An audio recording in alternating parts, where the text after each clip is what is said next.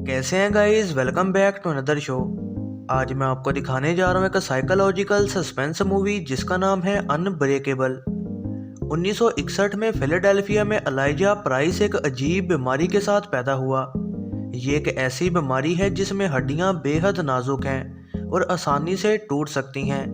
ELISA बड़ा होकर एक कॉमिक बुक आर्ट डीलर बन जाता है और कॉमिक्स के मुताबिक जो कि उसने कई हॉस्पिटल्स में रहते रीड की हैं, वो एक थ्योरी बना लेता है कि अगर वो इतना नाजुक पैदा हुआ है तो ज़रूर एक कोई ऐसा भी पैदा हुआ होगा जो कि अनब्रेकेबल होगा।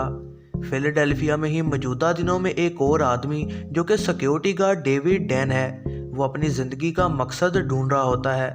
वो अपने कॉलेज के दिनों में एक बेहतरीन फुटबॉल प्लेयर था और फिर उसने ऑड्रे से शादी कर ली।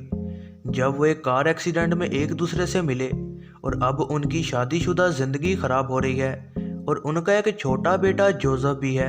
जब वो न्यूयॉर्क सिटी में एक जॉब इंटरव्यू देकर वापस आ रहा था तो उसकी ईस्ट रेल ट्रेन 177 क्रैश हो जाती है और बाकी 131 मुसाफिर मारे जाते हैं, लेकिन वो अकेला इसमें जिंदा बच गया होता है और उसे थोड़ी सी भी चोट नहीं आई होती।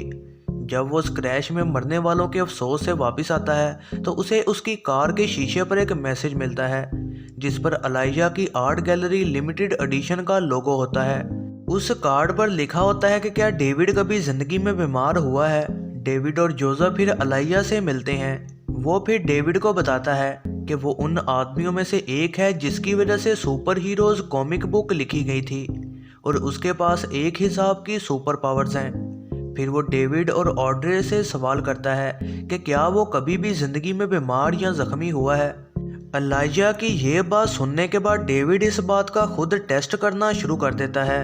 उसका बेटा जोसेफ उसे देख रहा होता है और वो 350 पाउंड का वजन आसानी से उठा लेता है। ये इतना वजन होता है जो कि उसने कभी नहीं उठाया था। जोसेफ अपने फादर पर बहुत खुश होता है और कहता है कि वो एक सुपर हीरो है, लेकिन डेविड अभी भी यही कहता है कि वो एक नॉर्मल इंसान है।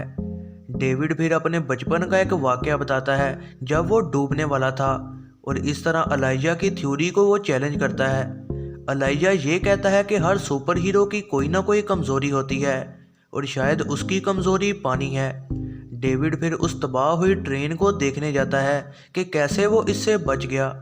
डेविड को फिर अपना वो कार एक्सीडेंट याद आता है जिसकी वजह से उसका फुटबॉल करियर तबाह हो गया था। उसे याद आता है कि उस एक्सीडेंट में उसे कुछ भी नहीं हुआ था और उसने कार का दरवाज़ा उखाड़ दिया था जब वो ऑड्री को बचा रहा था। डेविड ने फिर एक्सीडेंट का बहाना करके अपना फुटबॉल करियर छोड़ दिया था क्योंकि ऑड्री को स्पोर्ट्स पसंद नहीं थी। फिर एलाइजा की बात को समझते हुए उसे ये भी एहसास हो जाता है कि कैसे वो सिक्योरिटी चेक में मुजरिमों को पहचान लेता था, क्योंकि उसमें एक और सुपर पावर है जिसमें वो लोगों को छूते ही ये देख सकता है कि उन्होंने कोई जुर्म किया है।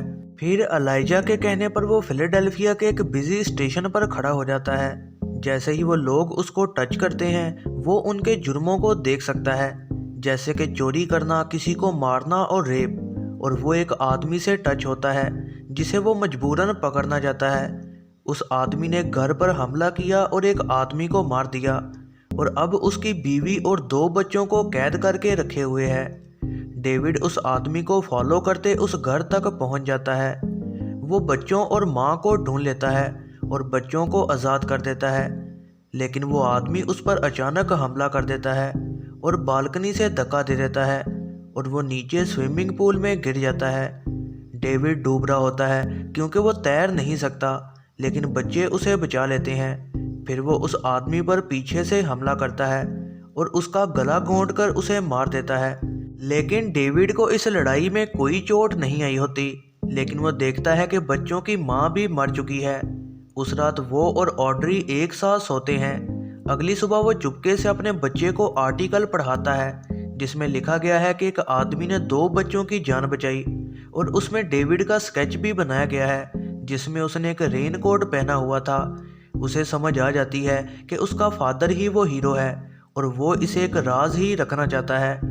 डेविड फिर लिमिटेड एडिशन में एक एग्जीबिशन पर जाता है और वहाँ एलाइजा की माँ से मिलता है। वो एक्सप्लेन करती है कि कुछ विलन्स हीरोज़ के साथ अपनी जिस्मानी ताकत से लड़ते हैं और कुछ अपने दिमाग से। एलाइजा डेविड को अपने स्टूडियो के बैक रूम में लेकर आता है। वो अपना हाथ आगे बढ़ाता है और डेविड को कहता है कि वो उससे हाथ मिलाए। डेविड हाथ मिलाते ही एक विजन देखता है जिसमें एलाइजा कई टेररिस्ट अटैक्स कर रहा होता है और उसी ने उस ट्रेन को क्रैश करवाया था जिसमें डेविड भी था, जिसकी वजह से कई लोग मारे गए थे। डेविड इस बात से काफ़ी डरता है, लेकिन एलाइजा कहता है कि वो मौतें इसलिए थीं क्योंकि वो डेविड को ढूंढ रहा था। वो अपने आप को मिस्टर ग्लास कहता है। ये वो निकनेम है जिसे लेकर दूसरे बच्चे उसका मजाक उड़ाते थे जब वो छोटा था। वो कहता है कि उसे भी अपनी ज़िंदगी का मकसद मिल चुका है, जो कि विलन बनना है, और डेविड इस कहानी का हीरो है। डेविड वहाँ से परेशान होते जाता है और एलाइजा उसका मजाक उड़ाता है। फिर ये रिपोर्ट किया गया था कि डेविड ने एलाइजा के इन जुर्मों को पुलिस को बता दिया था, जिसकी वजह से एलाइजा को पकड़ लिया गया और एक क्रिमिनल इंस्टीट्यूट में डाल दिया गया था।